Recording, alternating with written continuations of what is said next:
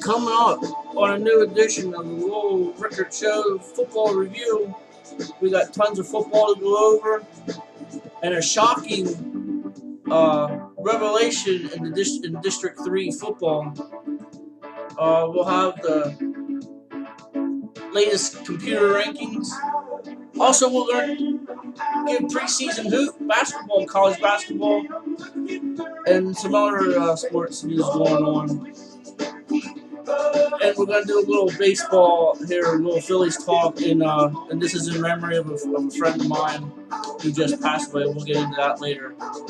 But now your host, Lowell Rickard.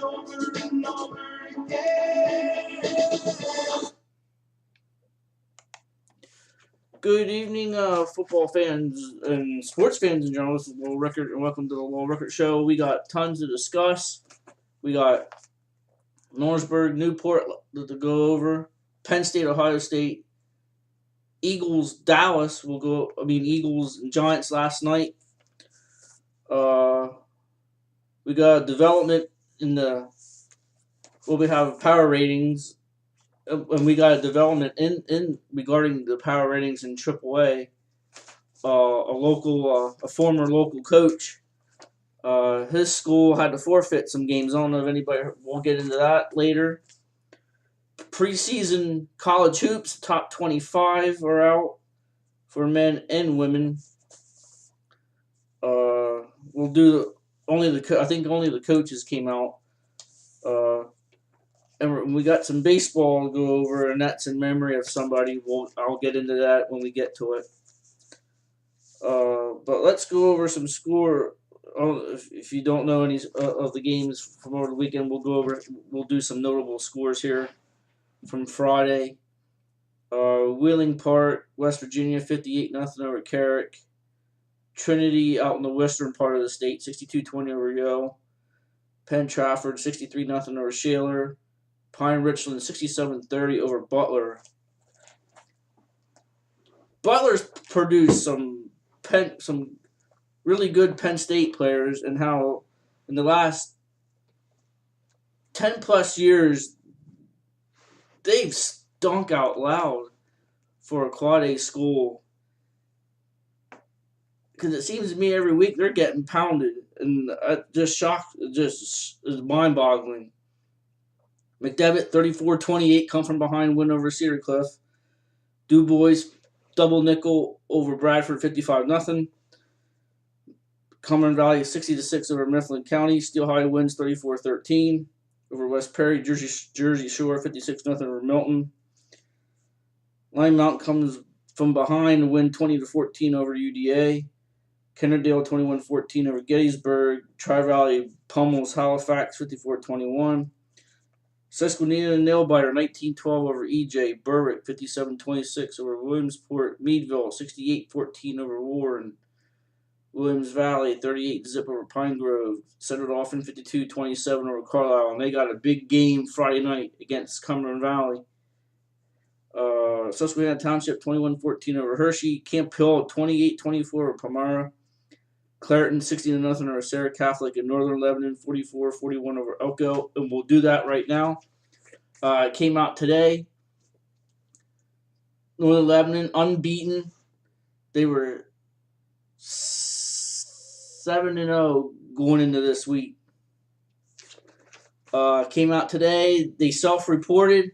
They used an eligible player for the first two games. They didn't realize he was ineligible due to grades from last year. And that carries over to the beginning of the new year. Didn't realize it. Played with him. They played against Pine Grove and somebody else. So they had to forfeit, and now they're 5-2. And they're on the bubble for district AAA playoff. They are rated now 19th. So tough blow to Berwick.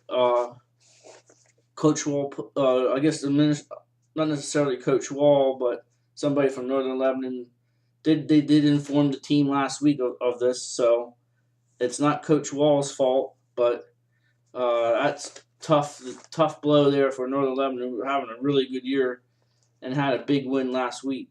So hopefully they finish strong. They're still unbeaten in league play. So, but we'll talk about Millersburg game from last Friday night. Offensively, they matched stats. 364 offense Millersburg compared to 460 for Newport, but the difference was Eli Goodling, 5 touchdowns, almost 300 rushing yards. That was pretty much the story. And also penalties again for Millersburg, especially in the first quarter. A couple 15-yarders, a pass interference, questionable 15-yard pass interference call. 2 pass interference calls in the second, and one in the second quarter. There were some iffy calls there in the first quarter and part of the second, but that wasn't. I want to put it out. That was not the difference of the game. It was just not tackling very well, especially at the line of scrimmage when you had met him at the point of attack at the line, but could not bring him down. And we'll leave it at that. That was the difference of the ball game.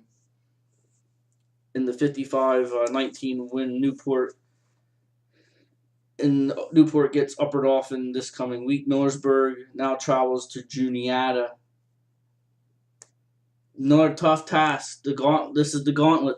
These two, if Millersburg can come out of this 1-1, that's not too bad. They gotta stop Schwartz and they gotta stop Clark. That would be the difference, and that would be the difference. And the tackling's got to be better this week.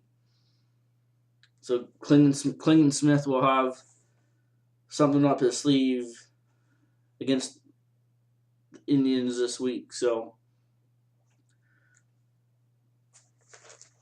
stat wise, I do want to put out there that Penn Live did Newport had to call the game in, and I believe they did a poor job because I looked at Huddle on Saturday, and they gave Hessen some. I don't want to call anybody out, but Cole Schomper had 5 catches, 91 yards, and 2 scores. Hessen 2 catches, 85 for 40, and they gave Schomper 175 yards of receiving, and that clearly wasn't right because the first pass they gave Hessen credit instead of Cole Schomper on the first pass of the game that was completed.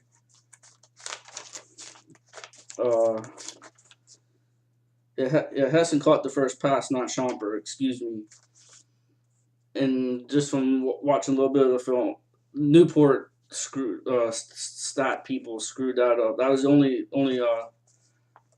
blemish that I saw. So I don't want to screw anybody over, but I just want to put it out there since I do the stats. That's what I don't want to. So that's get that out of the road. Now we'll talk a little bit about Penn State, Ohio State. Field position was key to that ball game. Punting, especially, and it wasn't handling the snap like the Michigan State game where the Michigan punter couldn't handle a good, perfect snap. This was actual punting and field position. Penn State being pinned deep in their own inside the 10 multiple times. And Ohio State getting field position at least at the 50, and giving Ohio State short field, you're just going to get destroyed every time, and that's what Ohio State took advantage of it. But Saquon Bar I can't say enough about this guy. I was hoping to see him against Indiana, but they was smart to hold him out. But almost 200 yards against Ohio State. It's a shame that it wasn't a losing effort, but he's got a future, and I think he has a shot if he stays to his at least junior year. Definitely a senior. He's got a shot to be a Heisman candidate. Guy is powerful, quick on his feet, speed to burn. He's got it all. But play calling again, only 12 passes by Hackenberg. 3 to Godwin, who had 3 for 102. They needed to throw more in that ball game. Play calling, maybe a little shaky. A lot of people are saying, but I've been saying it all year long. The play calling stinks, and I've come to this conclusion. I think Hackenberg should have transferred after last year because it's apparent he wants a spread guy. Franklin does, and probably McSorley is that guy. And I'm afraid if Hackenberg comes back next year, you're gonna pretty much see the same thing. And he's not. And I spoke with a guy the other day. He's not a dual. He wants a dual threat quarterback, and Hackenberg is not a dual threat quarterback. He is a pro style quarterback. He thrived under Bill O'Brien, and he's just digressed rapidly under James Franklin. And it's a shame because he's got a rocket of an arm, and his skill set's just not being used correctly. But the defense is good. Despite 38-10, defense pretty much did a nice job. But JT Barrett, I think Ohio State's a much better team with JT Barrett at quarterback, and he just got named starter for Rutgers this week. So that's all. That when we come back, we're going to talk Eagles Giants from last night. We're going to go over the power ratings for different sports. Did see an update. Girls Tri-Valley Soccer playoffs. Last I saw, it was 3-3 Millersburg Juniata. Didn't say if it was going into overtime or not. Hopefully, I'll get an check on that before we call it a night. So,